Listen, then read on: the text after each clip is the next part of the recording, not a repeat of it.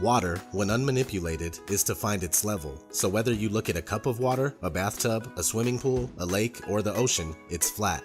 Of course, natural motion is not considered and doesn't equal a curve. We have zero authentic pictures of the Earth and they're all composites, and NASA even admits that they Photoshop Earth images. It is Photoshopped, but it's has to be.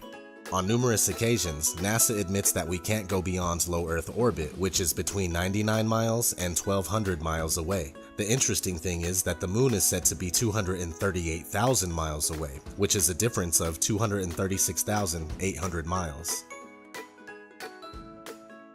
No matter if you're on the ground, on top of a building, a mountain, a hot air balloon, an airplane, or looking at high-altitude amateur balloon footage, the horizon never fails to rise right to your eyes.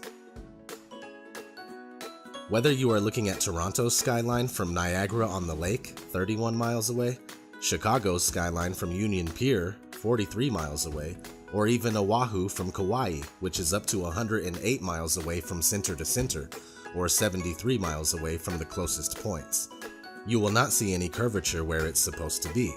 According to the Pythagorean theorem, which states that the curvature of the Earth is 8 inches per mile squared, Oahu should not be visible whatsoever, but you can see the whole thing.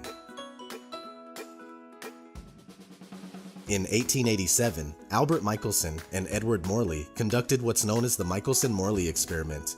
This experiment was attempting to prove the speculated motion of the Earth around the Sun, and when it failed, Albert Einstein was forced to form the theory of relativity to overcome this problem. In fact, anytime mainstream science is faced with undesirable results, they create a workaround, which isn't real science at all. The Sun is claimed to be 93 million miles away, with a radius of over 400,000 miles, but can easily be proven to be much closer and smaller by tracing the crepuscular rays back to its origin in the sky.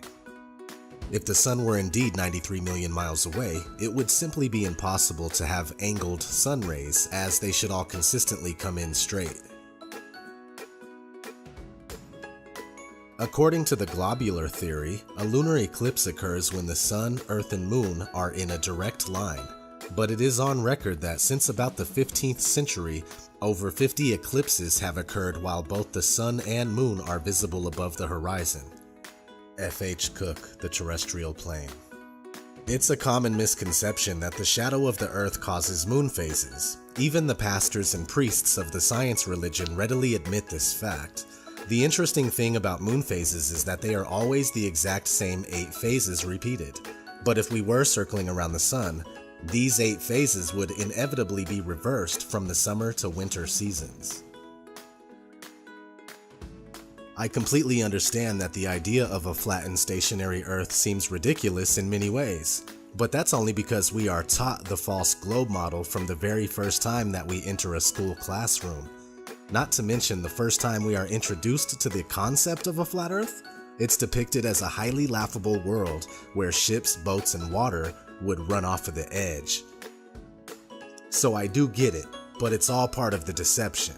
I've spent 30 years of my life believing that we were on a spinning globe. It wasn't until I unbiasedly and scientifically investigated the flat Earth claims that I started to realize that there is more to this theory than I originally gave it credit for. Now, after almost 2 years of research, I'm certain that the Earth is flat. We are told that the Earth spins at 1,040 miles per hour, while the Earth travels around the Sun at 66,000 miles per hour. Meanwhile, the whole solar system is going inside the Milky Way galaxy at a speed of 490,000 miles per hour. And finally, the entire Milky Way galaxy is darting through infinite space at over 1 million miles per hour. Most people believe this. And yet every experiment ever conducted to prove even the simple spin of the Earth has failed. The same thing goes for curvature. It's never been proven, and the only time we see it is in movies, NASA CGI, or when we're looking through a distorted fisheye lens. With all that said, please continue to research critically and don't be afraid to ask reasonable questions and speak out.